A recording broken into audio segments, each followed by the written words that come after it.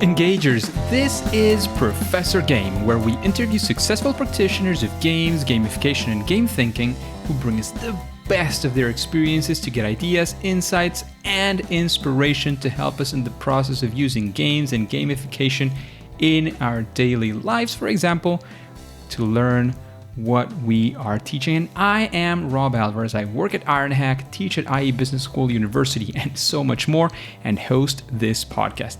If you have an extra second, please go ahead and subscribe for free to our email list at professorgame.com/subscribe. Hey, Engagers, welcome back to another episode of the Professor Game podcast. And we have a very special guest today, but Stefan, before we take off, are you prepared to engage? I'm very, very excited, yes. Let's do this. Stefaan van Hooydonk. Is that kind of the way it goes? And you're almost native. Amazing. We have Stefaan van Hooydonk today because he's the founder of the Global Curiosity Institute and author of the best-selling book, The Workplace Curiosity Manifesto. And he's been working initially in investment consulting, setting up executive education, the China-Europe International Business School in China. And he held executive roles as chief learning officer in Fortune 200 companies like Nokia, Royal Philips, Cognizant, Saudi Aramco, Agfa, Flipkart. And he has lived and worked in Belgium, France, Hong Kong, China, Finland, the Netherlands, India, Saudi Arabia, and the United Kingdom. His last role was the chief learning officer for Cognizant, where he oversaw learning and development for over 300,000 associates across the globe. He researches topics of the workplace curiosity in companies and believes that these curious individuals need curious environments to thrive, and especially in times of turmoil, where individuals and companies need to embrace intentional curiosity.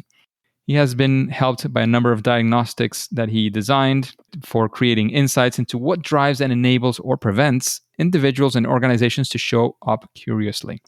He consults global corporations and leadership teams towards building a stronger curiosity muscle, and he's a regular speaker around the world for the power of curiosity to benefit professionals, leaders, teams, and organizations. That was, I almost ran out of breath, Stefan, but an amazing career that you have going on there. Are we missing anything? No, that's just too much already. Maybe one small thing. I bought a piece of land this year, 20,000 square meters, and I'm building a food forest on top of it. So I'm becoming a half of a farmer, which is propelling my curious journey because there's so much to be. Curiosity is often strong in the beginning of things. We might talk about it. This is now my big learning project. Amazing. And talking about that's the latest project, but I don't know if that's what you do every day, sort of all the time, or you're doing other things. So we would like to sort of get into the habits, the routine, or the life in general of Stefan. What does a regular, maybe day, or if you want to go for a week, whatever that looks like for you, we want to sort of be in your shoes for a bit. Well, I'm trying to combine my time between researching, kind of looking at my own data, but also researching adjacent areas in the area of curiosity.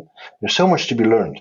So that's one thing. We can talk about that later. And then I'm trying to do 1 or 2 presentations every week for customers, inspirational talks to boards, to leadership teams, to sometimes entire companies, and the preparation that takes with it. And then I have the other bucket probably, which is anything else. Whatever else comes up. Yeah. Right. Well, curiosity is leading that, at least for sure, that part of your days, right? Absolutely. It's amazing, this world of curiosity. I plunged into it a couple of years ago now, and it's magic how much there is to learn about this curiosity, how sometimes it's so difficult for individuals and for companies to deal with it. Startups typically are strong at curiosity because they have a strong exploration desire. And then by the time startups become scale-ups or even grown-ups, they're in danger of losing that muscle. I, for instance, found in my work is that grown-ups are about 4 times less ready to learn from mistakes when I compare them to startups. So that is a large number. It is, isn't it? Absolutely, because and I think it makes sense. I was talking to a chemical company recently, and of course they're very high on quality and making sure that nothing goes wrong. And he said, not jokingly, that he needed 700 signatures to change the quality manual of the company. 700? And then in such an environment, it's not strange that people sometimes might just say, I'm not going to be bothered, to suggest changes, to ask questions, to suggest new answers to old questions, or to ask even new questions, which is quite dangerous because in an environment which is changing as it is now in the 21st century, then there's so many new insights that are coming. And if companies are not careful, they're just going to be outdated within no time because of an underlying disrespect for openness. Actually, you mentioned this. Some of the listeners might know I live in Spain, right? So my mom is also living in Spain now, and she was getting some tests done, right? Exactly what you mentioned, of course, in a different setting. It is a health setting, right? She went to this large hospital. They were performing the test, and they said, you needed to do a 6-hour diet before getting this test done. It's like, yeah, I haven't eaten anything in the past 6 hours, right? And even probably a little bit more because we've been waiting for half an hour. It's like, oh well, yeah, that's kind of true. The thing is that the paper they give you, right, says you need to not eat anything for the next 6 hours. But some people have a bit of a longer digestion. So what I personally recommend, and I've been trying to get the hospital to recommend this as well, is actually 8 hours, right?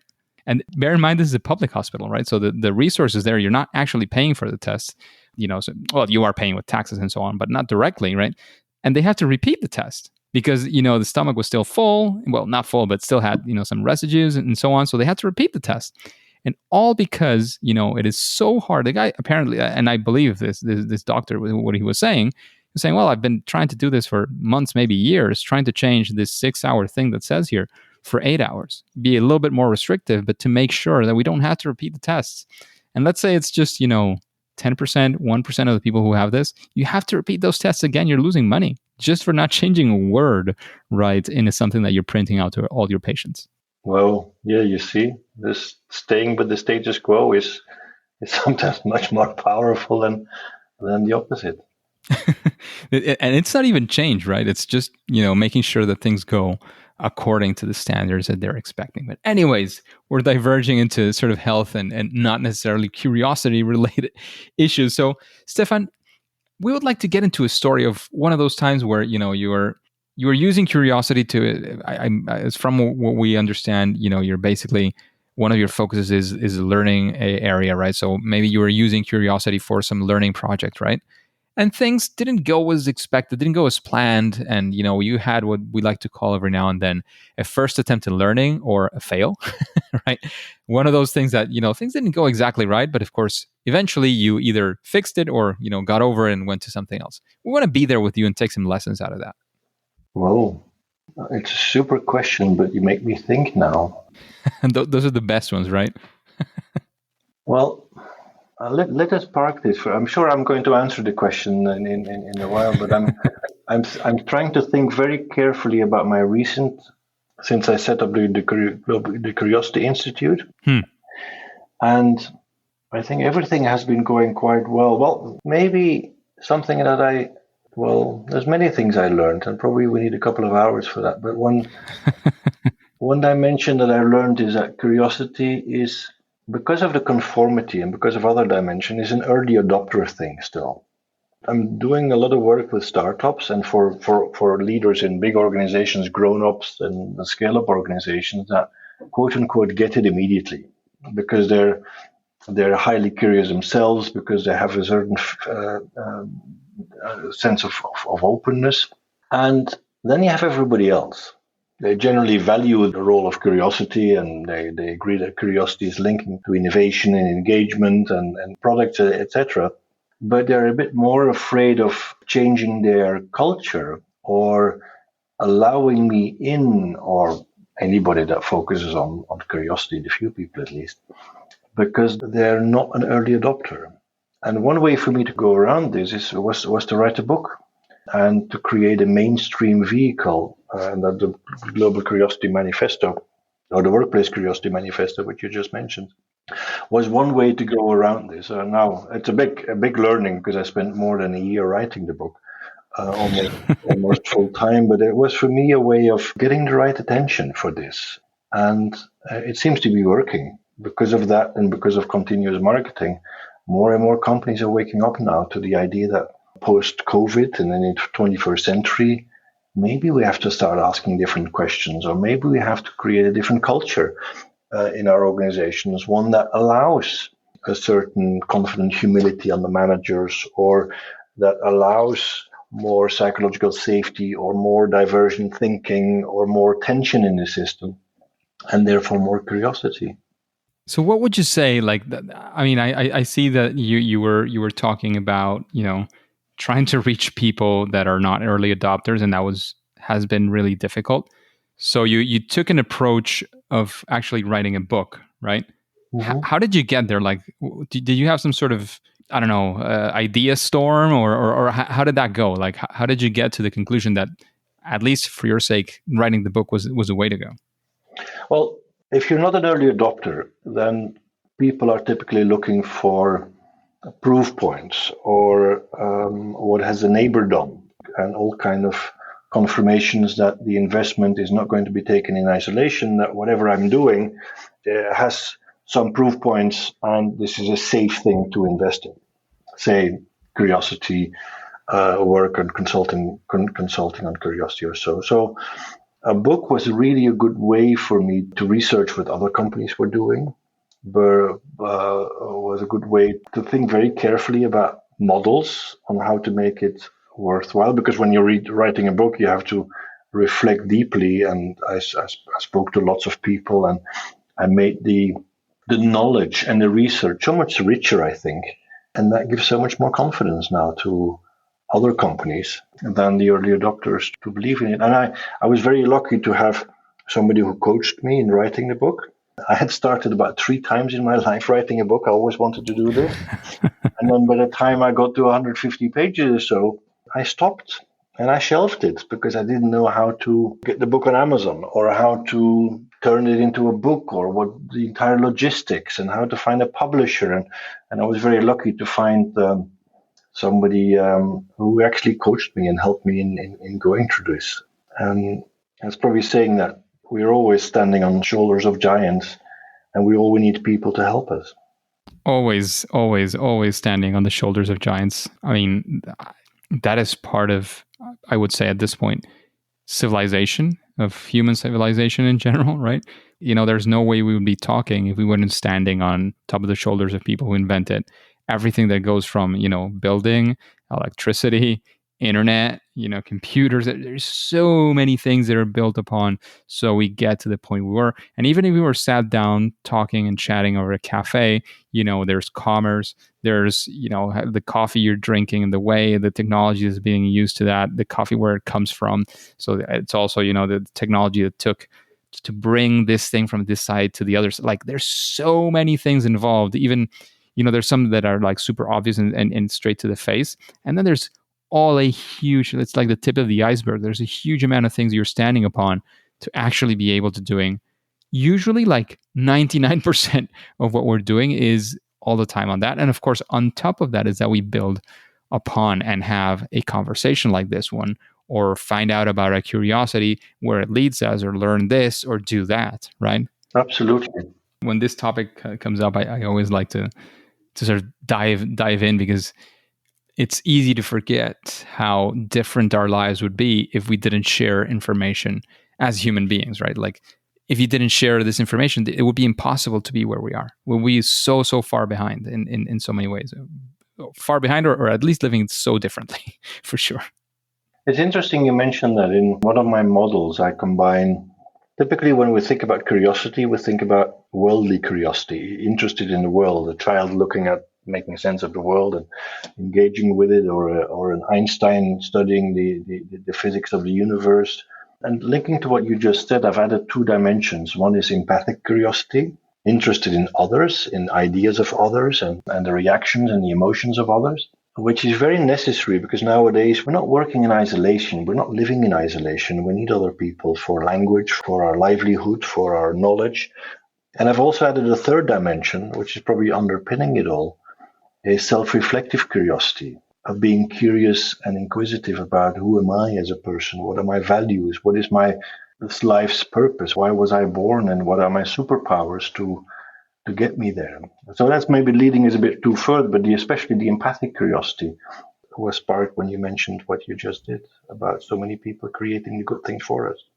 It's amazing, and empathic curiosity is super important. And you were just mentioning as well your models, right? So let's say you are faced with a problem, right now, right? And you want to use curiosity as a way to figure out a solution or a way out of it, or whatever that looks like. Do you have some process, some models? How would you go about solving a problem using your curiosity? Like, what does that look like? Well, that's a great question. I'm often talking about three dimensions or three strategies to use when trying to be more curious. And that can be applied to anything really. And where you could use AIM, AIM as a way to remember this. A stands for awareness, becoming aware. I stands for intentionality, and M stands for measurement. And if we're thinking about awareness, it's the entire area of self-reflection. Am I more leaning towards curiosity or its opposite, conformity? Am I more into a curious mode or am I more into a judgmental mode in acting with myself, in acting with the world, or acting with others? And what is my curiosity about the world? What is my curiosity about others? And what is my curiosity about self? But it can be that you might be really good at one and not so good at the other. Some people are very curious in their private space, but not at work, or vice versa. So it's creating this entire awareness area. Am I working for a curious organization, or am I working for an organization where it's all about the rule of the leader and the rule of law and following the processes and efficiency? And so that's awareness. And then it's intentionality.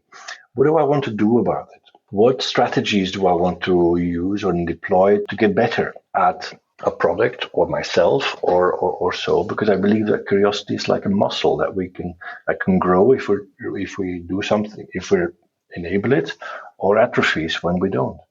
And then you can have different strategies. For instance, when a strategy for curiosity about the world could be to learn something completely new, to start a new project. Or sometimes I tell people, next time you go to a bookstore, buy the book next to the book you want to buy. And let serendipity slip in a little bit. And it also links to openness and being open-minded and letting that novelty enter into your space if you let it. So that's some strategies about to deal with curiosity about the world. And then you can also have strategies for curiosity about others. And curiosity about others is not only to get more curious about the people you don't know, it's also getting more curious about the people you know. Most couples, they separate not because they're fighting, but because they find themselves bored with each other. Because at some point in the past, they stopped exploring and the fire died out. So one way could be kind of reconnect with the people that you know. And there might be also a strategy of how to deal with people that you don't know. There's this great saying by Abraham Lincoln, and he said, "I don't like that man. I need to get to know him better." And it's a strange combination of two sentences, but it actually makes very much sense. When you don't like a person, you have two strategies: either you push away the person and you don't want to deal with him or her, or which Abraham Lincoln did, he embraces the person and says, "Well, maybe not liking has more to do with me than with the other person. And maybe I need to find out, and maybe I can learn something in this process." Or sometimes what I tell people, try to have lunch with the colleague that is furthest away from your own thinking in the office. Or are you only having lunch with the people that are like-minded and you want to stay in your echo chamber, or do you want to learn something new? And then curiosity about others, an intentional strategy could be, curiosity about self, and a strategy could be articulate your values and find out what your superpowers are, and maybe engage in some meditation or some other strategies to really ground yourself better, to find better answers to those questions. And then you have measurement. I've created a number of tools online which people can take to find out their curiosity profile in the world, in others, and self. And I'm also doing work with entire teams where I'm checking the environmental aspects of how much is the organization supporting curiosity through its processes, through its culture, through its practices. But it doesn't have to be qualitative. It also can be quantitative.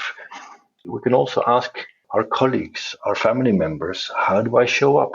For instance, did I show up in the last week curiously, or did I show up full of judgment? Or how do I react in this meeting? Or as your manager, am I more curious or am I more the opposite? There's ways to check in with other people to help get better at this. So does that answer a little bit your question? Yes, I think so. I think it provides so many tools and so many ideas of how to be more curious, basically, on all the different dimensions that you were mentioning. Just a quick break before we continue. Are you enjoying this podcast? If you're listening through a podcasting app, please subscribe and rate us on the app. This will be of great help to reach more engagers so we can change the world together through gamification. And Stefan, talking about curiosity, of course, I mean, I know you gave out so many tools and so many ideas of things to use to increase that curiosity. But is there a best practice, like not a silver bullet, a best practice, something that you would say, well, for increasing your curiosity, if you do this thing, or I've seen that when people do this thing, there's curiosity superpower is increased. Does that make sense? It is. Well, I don't like the silver bullet list. I don't like those management books where you have the 5 proven things, do this, and naturally you learn a new language and naturally you'll become a better version of yourself. That's why I like the awareness, intentionality, and measurement, because it's relevant, but people have to do something with it. Now, I think maybe the opposite of curiosity is conformity. At least that's the opposite that we have now. And we can talk about, because we have the very different definitions of curiosity pre-1950s, where curiosity was very negative, really. Only after 1950, curiosity became positive. So conformity is the opposite. And maybe back again with awareness, I'm encouraging people to find out what is their conformity level. And there's 2 types of conformity. There's one is kind of the conformity that we impose upon ourselves, the behaviors, the thoughts that we create, because basically, and there's nothing wrong with conformity, because we want the world to be overseeable, we want to simplify the environment around us. We want things to be predictable. We want things to be efficient and familiar. And for that, we create all kind of strategies to stay with the status quo in our thoughts and our behaviors. We're not letting new thoughts getting too close. We disregard information which does not fully correspond with our thoughts, our beliefs, our worldview. We surround ourselves with people that are like-minded, etc. So how aware are we in this regard? And then conformity also has another dimension, this conformity that's imposed by others. And we let others do it, leaders and family and companies, because basically we have a basic desire to fit in, to be liked, to appear to be a loyal member of the tribe, to belong. And our strategies there is following leaders and not checking or not questioning the orthodoxy, or not standing out too much, because we don't want to be the target of animosity and rejection, So just knowing where am I on that scale between conformity and curiosity is an important dimension, because conformity is always a base position. We're always drawn towards conformity. Curiosity is strong in the beginning of things. We spoke about it a little bit. And then after a while, when we become used to the new environment, we stop asking questions because conformity sets in. And so curiosity is almost an elastic band that pulls us away from that conformity. And that's why we need intentionality. When we leave it to chance, it's not going to do anything, really. And pulling a little bit on that elastic band puts us into discovery or rediscovery of what we know already. We become better at our professional life. We start learning, becoming a better professional in the things that we know already. But when we pull even further, then suddenly we start exploring completely uncharted territories. And for me, that's the difference between broad and narrow curiosity, because we need both, really, in driving towards the future. So the silver bullet for me is know thyself, or try to know thyself. Socrates said it already a long time ago, I think. And if you do that, life is simpler and easier. I think knowing yourself is one of the most important, but also one of the most difficult things to do. Would you agree, Stefan? Absolutely. I'm 50. I always get it wrong. I'm 53, I think. And I'm loaded with 53 years of dust on my soul because I'm walking around with narratives of who I think I am, with beliefs that I think that are genuine, with a certain level of naive realism that the world is exactly how I perceive it, and it's hard to uncover that diamond deep inside, devoid of any of those beliefs or biases or narratives. And it takes quite a bit of effort, like meditation, like walking in the park, like life altering experiences. And sometimes we can experience those when we're on holidays and we see a sunset.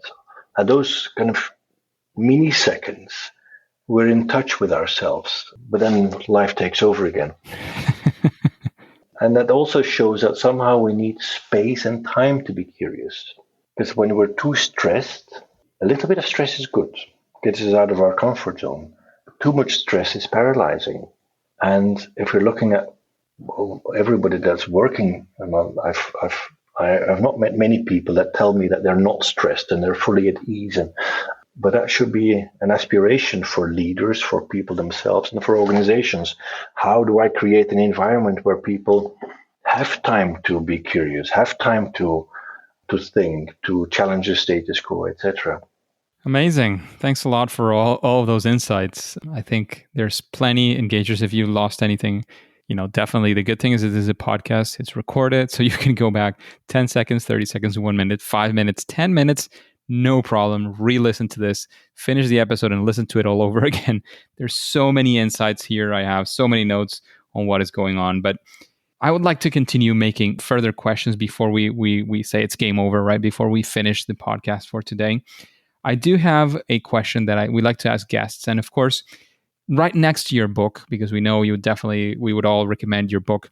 But is there another book that you would recommend on the topic of curiosity or maybe related topics that help engage curiosity? Like what would be a book recommendation that you could give us? Well, there's probably two books I would recommend. One book would be The Art of Subordination by Professor Todd Kashdan, because his book is really talking about or giving guidelines on if you want to action your curiosity towards others, towards teams, towards organizations, towards society, here are some strategies on how to do that. And I think that's very powerful to link that to curiosity. And then there's another book that I'm just reading now. It's Karl Popper.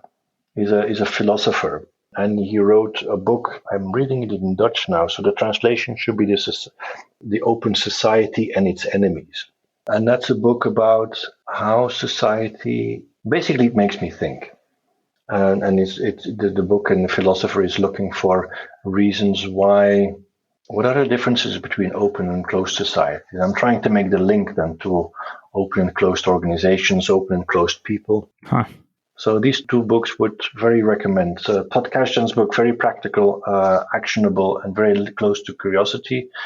Karl Popper is more of a general book to open our minds. Both sound like fantastic books. Stefaan, before we wrap the things up, I want to know, what would you consider is your superpower? Because you mentioned this word at the start of the podcast. And I want to know, I'm sure you've done some explorations, and at least at this point in time, what would you say is your superpower? I'm perseverant. Perseverance, I think, is my superpower, is being consistently driving towards the same goal and be flexible, but not let too many things interfere. Sounds amazing. So, Stefaan, we're running out of time. I know you have a busy agenda as well. Is there anything else that you would like to sort of give some final words, some final piece of guidance, some final advice, whatever you want to go for? And of course, let us know where we can find out more about your work in this online world of ours. Well, you could, of course, find me on the website, globalcuriosityinstitute.com. But instead of advice, I have some questions. You piqued my interest in the link between gaming and curiosity. And it's going to be with me for a couple of weeks, I think, now moving forward. So if you can share with me some research on the link, if you find anything, the link between curiosity and gaming, game design, game psychology, I'd love it. Amazing. I know from the work of Yu Kai Chao. He is a leading expert in the world of gamification, and his I'm forgetting the name of his Octalysis framework, Curiosity on Octalysis. I'm actually writing this down right now in a browser to make sure I get that one right. He does talk about one of the 8 core drives in gamification. The core drive 7 is unpredictability and curiosity, right? Hmm. So this is a lesson that he takes from games, and this Octalysis gamification framework has, he's used it plenty and mostly in his consulting, but it's a very, very, well-known book. It's been translated into so many languages. I would say, is one of the most successful books in gamification. And there's all sorts of things and all sorts of ways in which games are constantly peeking into your curiosity. You could talk about a very this is one that has been very controversial lately, which is the loot boxes, right? So you have a box and you know that there's something inside of it. It usually is kind of random what's going to be inside. So you're more than in the artifact that you're going to find in the box itself, you're curious about what is in there, right? Once you get it, as you were saying, the initial curiosity is a lot higher. Once you have it, it's probably not as calling it has a huge meaning as it has when the box is closed. Or if somebody comes and opens it and the artifact comes out, you're not curious about it anymore as much as you were. So going for the box is not as interesting as it used to be. That's another reason why when where you're about to watch a movie, right, and somebody gives you some insights into the movie, it's like, you're screwing the movie up for me, right? Because they're killing your curiosity. Does that make sense? Very true. You just reminded me of Pandora's box, and being curious what's coming in and not coming out. Beautiful. I'm going to check him out. Yu Kai Chao. Yes. I'll send you some text so that it's easier to find. I know his name by now in the gamification world. Many people already know him. Until you know him, figuring out the writing is not necessarily the easiest one. He's one of our first guests on the podcast as well. But super. Amazing. So Stefaan, thank you so much. Engagers, you can find Stefaan as well on the globalcuriosityinstitute.com. You can find him on LinkedIn, definitely. He also has Twitter. So many places where we can find out more about his work. However, at least for now and for today, it is time to say that it's game over. Engagers, it's fantastic to have you here, and thank you for listening to the Professor Game podcast. And I'd like to know, how are you listening to this podcast? Because if you are doing it through any podcasting app, I would like to know if you have followed, if you have subscribed for free and rated this podcast, or either of them. Please do so if you haven't already. That way, it'll enable us to reach more engagers like you and achieve together this mission of making learning amazing. And if you want the instructions, you can go to professorgame.com/iTunes. You'll find there the instructions for 2 or 3 of the main ones where you can do this. If not, it should be fairly easy. You just look at the episode, you look at the podcast, and there should be some stars, some ratings, some subscribe. It should be relatively easy. If not, shoot an email to rob@professorgame.com and I'll help you with that for sure. And before you go on to your next mission, please remember to do that, to hit that subscribe, that follow button. All of this that I'm saying is absolutely for free to you using that favorite podcast app. And of course, listen to the next episode of Professor Game. See you there.